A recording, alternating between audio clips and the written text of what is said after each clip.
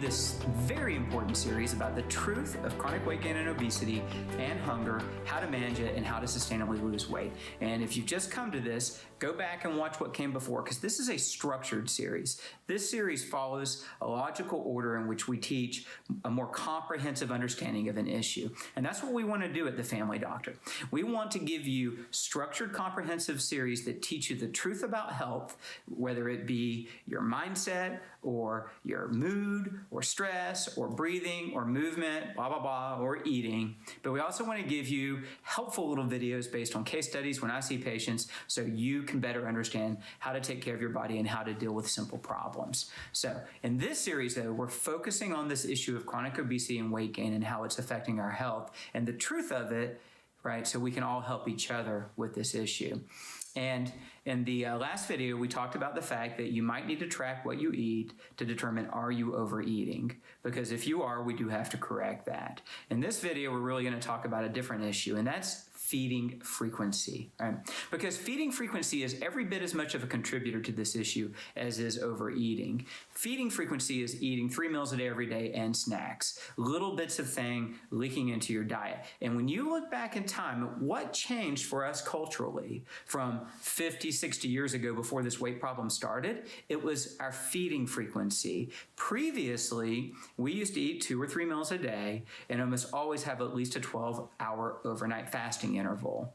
And the importance of this is when you're in fasting states, your body lowers your insulin and releases hormones that help release energy for use. So if you've used up all the nutrients that you put into your body when you were eating, and then your body is designed to go to stored nutrients, both stored glucose from glycogen and stored fatty acids. It even has a process where it can make glucose out of proteins if it needs to, out of amino acids. I get into more details of that in my book and in my more comprehensive video series. I'm just going to try and keep it very simple.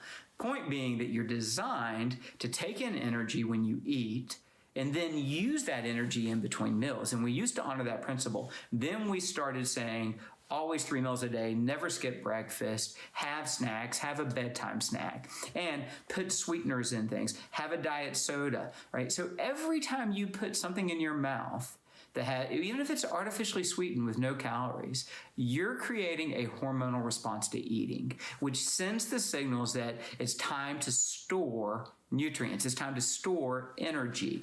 So you raise your insulin, which is a anabolic storage hormone. Now, insulin in and of itself doesn't cause hunger. People have told you, your insulin goes up and it makes you hungry and drops your blood sugar. That's not true.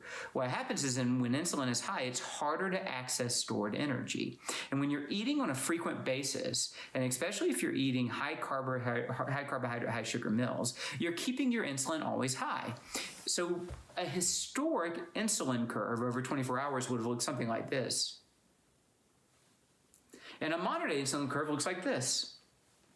So a hormone that used to be low almost all the time and only blip up occasionally is now chronically elevated. And there's one theory, carbohydrate insulin theory of obesity, that has some pretty good evidence that at least for some people who are genetically susceptible, that is the cause of their obesity, is the consumption of processed carbohydrates and sugars on a frequent basis, creating high insulin and then insulin resistance. Again, I talk about those details in more in my books and other video series, but for now, just understand that. You can't overeat, but you can't eat all the time, right? Snacking has to go.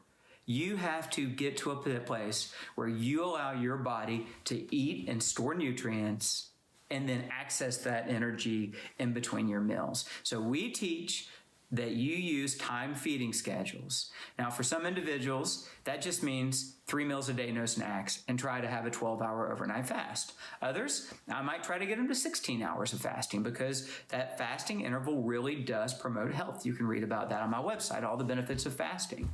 So the main thing to understand is overeating will contribute to weight gain, but it needs to be corrected, but it's not the primary cause. But eating too frequently also will. So if you end up trying to reduce your eating by eating 6 small meals a day, you may go backwards. We need to eat less frequently, not more frequently. So again, don't overeat, but don't eat too frequently. Begin to allow your body to use what's called metabolic flexibility to get to stored energy. and you will begin to experience a down regulation of hunger and an improvement in energy. And you will also begin to lose weight. So feeding frequency and how much you eat both matter. All right?